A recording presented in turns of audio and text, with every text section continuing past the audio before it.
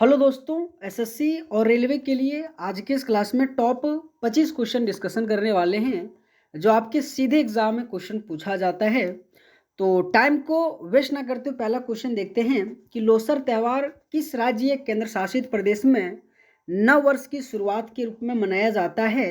यहाँ पे चार ऑप्शन दिया गया: लद्दाख, सिक्किम, हिमाचल प्रदेश और अरुणाचल प्रदेश।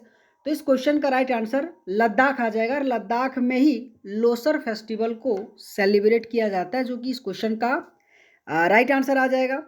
अगला क्वेश्चन है कि 2011 जनगणना के अनुसार भारत के किस केंद्र शासित प्रदेश में साक्षरता दर सबसे कम थी। ये भी क्वेश्चन बहुत ही ज़्यादा इंपॉर्टेंट है। तो यहाँ पे याद रखिएगा, दादर और नगर हवेली आ जाएगा। और हमेशा आपके एग्जाम में साक्षरता से संबंधित अगर मैं मैक्सिमम की बात करूँ स्टेट, तो वहाँ पे केरल आ जाएगा, और अगर मैं मिनिमम की बात करूँ तो वहाँ पे बिहार आ जाएगा। तो ये दोनों डाटा आप सभी लोगों को ध्यान रखनी है। अगला क्वेश्चन है कि 1976 में भारतीय संविधान में मौलिक कर्तव्य किस अनुच्छेद के तहत जोड़ा गया था। अगर मैं बात करूं कि मौलिक कर्तव्य, जो कि आपके एग्जाम में हमेशा अनुच्छेद 51, ये जो कि राइट आंसर आ जाएगा। और अगर मैं बात करूं कि मौलिक कर्तव्य हमारे संविधान के कौन से भाग में जिक्र किया गया है, तो यहाँ पे भाग 4 ये आ जाएगा, जो कि बहुत ही ज़्यादा इंपॉर्टेंट है। अगर मैं कहूँ कि अभी वर्तमान में कुल कितने मौलिक अधिकार हैं, तो वहाँ पे कुल 11 मौलिक अधिकार आ जाएगा। अगला क्वेश्चन है कि विजयनगर साम्राज्य की स्थापना 14वीं शताब्दी में किस राजवंश ने की थी। ये भी क्वेश्चन बड़ा बेहतरीन है। और अगर मैं यहाँ पे आंसर की बात करूँ तो संगम राजवंश इस क्वेश्चन का राइट आंसर आ जाएगा। अगर दोस्तों आप सबको ये क्लास अच्छा लगता होगा तो आप सभी लोगों से रिक्वेस्ट है, वीडियो को लाइक करके चैनल को जरूर सब्सक्राइब करना। और अगला अगर मैं क्वेश्चन की बात करूं तो अगला क्वेश्चन ये है कि इंदौर घराने की स्थापना किसने की थी।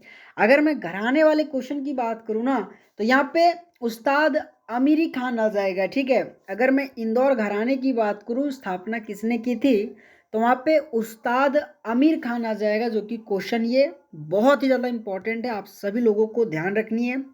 अगला क्वेश्चन है कि निम्नलिखित में से कौन सा रासायनिक यौगिक हल्दी में पाया जाता है। यहाँ पे चार ऑप्शन दिया गया: कैफीन, करक्यूमिन, निकोटीन और थाइमिन। तो यहाँ पे अगर मैं आंसर की बात करूँ ना, तो करक्यूमिन आ जाएगा, जो कि आपके हल्दी में एक रासायनिक यौगिक पाया जाता है, जो आप सभी लोगों को क्वेश्चन नंबर 6 का ऑप्शन नंबर बी आ जाएगा। अगला क्वेश्चन है कि टमाटर का लाल रंग किस तत्व की उपस्थिति के कारण से होता है। हमेशा अक्सर आपके साइंस से इस तरीके से छोटे छोटे क्वेश्चन पूछा जाता है। तो यहाँ पे याद रखिएगा, लाइकोपिन आ जाएगा। और आज के कुल 25 क्वेश्चन में से आपने कितना सही किया, एक रिव्यू कमेंट बॉक्स में जरूर दीजिएगा। मैं आप सभी लोगों का कमेंट देखूंगा और रिप्लाई भी दूंगा। ठीक है, 25 में से आपने कितना सही किया। ओके, अगला अगर मैं क्वेश्चन की बात करूं कि पूंजीगत वस्तुओं की एक विशेषता क्या है। अगर मैं पूंजीगत के बारे में पूछूं ना, देखो यहाँ पे सबसे पहले चारों ऑप्शन में पढ़ता हूं। वे उपभोग के लिए जाए जाते हैं, वे टिकाऊ होते हैं, वे जल्दी खराब हो जाते हैं, वे सेवाएं प्रदान होती है। आप अपना कॉमन सेंस भी लगा करके इस क्वेश्चन का आंसर लगा सकते हो। अगर आप कोई भी चीज़ पैसे लगा के लेते हो तो क्या वो जल्दी खराब होता है? बोले नहीं सर, यहाँ पे ऑप्शन नंबर सी काट दो। बोले सर वो उपभोग में लाए जाते हैं। बोले नहीं सर, यहाँ पे सर एक प्रकार से यहाँ पे ऑप्शन नंबर बी आ जाएगा। ठीक है, कि एक प्रकार से वो टिकाऊ होता है। हमेशा आपके एग्जाम में क्वेश्चन नंबर 8 से बार बार क्वेश्चन इकोनॉमिक्स से पूछा जाता है, तो ध्यान रखिएगा। अगला क्वेश्चन है कि निम्नलिखित में से कौन सा पद्म पुरस्कार प्रकार का एक घटक नहीं है। क्वेश्चन बहुत इजी है, पद्म विभूषण है, पद्म भूषण है, पद्म श्री है। लेकिन पद्म जो बंधन है ना, सो एक प्रकार से पद्म पुरस्कार का एक घटक नहीं है, एक प्रकार नहीं है। जो यहाँ पे ध्यान रखिएगा, क्वेश्चन बहुत इंपॉर्टेंट है। अगला क्वेश्चन है कि भारत के किस भाग में ठंडी पर्वतीय जलवायु पाई जाती है। यहाँ पे क्वेश्चन हिंदी और इंग्लिश दोनों में दिया गया है। अगर मैं बात करूँ कि किस भाग में ठंडी पर्वतीय जलवायु पाई जाती है, तो यहाँ पे उत्तर भारत इस क्वेश्चन का राइट आंसर आ जाएगा। ओके, उत्तर भारत इस क्वेश्चन का राइट आंसर आ जाएगा। अगला अगर मैं क्वेश्चन की बात करूं तो अगला क्वेश्चन ये है कि सोडियम बाइकार्बोनेट का रासायनिक सूत्र क्या है। अगर मैं सोडियम बाइकार्बोनेट के बारे में पूछूं ना, तो यहाँ पे NaCO3 इस क्वेश्चन का राइट आंसर आ जाएगा। आपके एग्जाम में हमेशा धोवन सोडा से क्वेश्चन पूछा जाता है। आपके इसी के साथ यहाँ पे प्लास्टर ऑफ पेरिस, ठीक है, प्लास्टर ऑफ पेरिस का इन दोनों का आपके रासायनिक सूत्र जरूर याद रखिएगा, क्वेश्चन हमेशा पूछा जाता है। जैसे कि अगर मैं प्लास्टर ऑफ पेरिस की बात करूँ तो CuSO4 इंटू हाफ H2 आ जाएगा।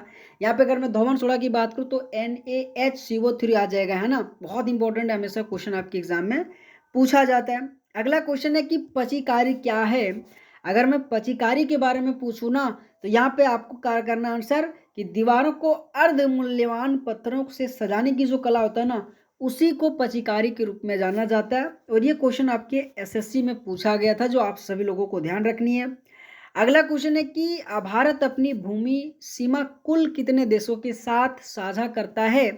ये भी क्वेश्चन बहुत ईजी है और आपके अक्सर एग्जाम में ये क्वेश्चन पूछा जाता है। तो यहाँ पे कुल 7 ऐसे देश आ जाएगा जिनके साथ भारत अपनी भूमि साझा करता है, जो कि क्वेश्चन मोस्ट इंपॉर्टेंट है, जरूर ध्यान रखिएगा। अगला क्वेश्चन है कि कनक रेले जिन्होंने नालंदा नृत्य अनुसंधान केंद्र की स्थापना की, किस शास्त्रीय नृत्य शैली से जुड़ी हुई थी। देखो, अगर मैं कनक रेले के बारे में पूछूं ना तो यहाँ पे मोहिनी आटम आ जाएगा, जो कि ऑप्शन नंबर डी इस क्वेश्चन का राइट आंसर आ जाएगा। अगर मैं बात करूं कि भारत में कुल कितने क्लासिकल डांस है तो वहाँ पे 8 आ जाएगा। सबसे पुराना भरतनाट्यम और सबसे नया की बात करूँ तो सतरिया आ जाएगा, जो सतरिया असम से, और भरतनाट्यम की बात करूँ तो ये तमिलनाडु से संबंधित है। अगले क्लास में पूरे में क्लासिकल डांस से रिवीजन करा दूंगा, बशर्ते आप सब लोगों को लगातार इस क्लास को देखते रहना है। अगला क्वेश्चन है कि महिला प्रीमियर लीग 2023 में रॉयल चैलेंजर बेंगलोर की कप्तान कौन थी। देखो, यहाँ पे अगर मैं बात करूँ 2025 की WPL विजेता तो वहाँ पे आपके RCB बेंगलोर रहा था। और अगर मैं बात करूँ इनके कैप्टन कौन था तो वहाँ पे स्मृति मंधाना आ जाएगा, ठीक है, स्मृति मंधाना आ जाएगा, जो कि मोस्ट इंपॉर्टेंट क्वेश्चन है। और आपके रश्मिका मंदाना, ये दोनों में से आप कभी कंफ्यूज ना हो कि रश्मिका मंदाना मत लगा देना, यहाँ पे स्मृति मंदाना आ जाएगा, ठीक है, स्मृति मंदाना इस क्वेश्चन का राइट आंसर आ जाएगा। अगला क्वेश्चन है कि K.M. मुंशी का ऐतिहासिक उपन्यास द ग्लोरी ऑफ पटना किस भारतीय भाषा में लिखा गया था।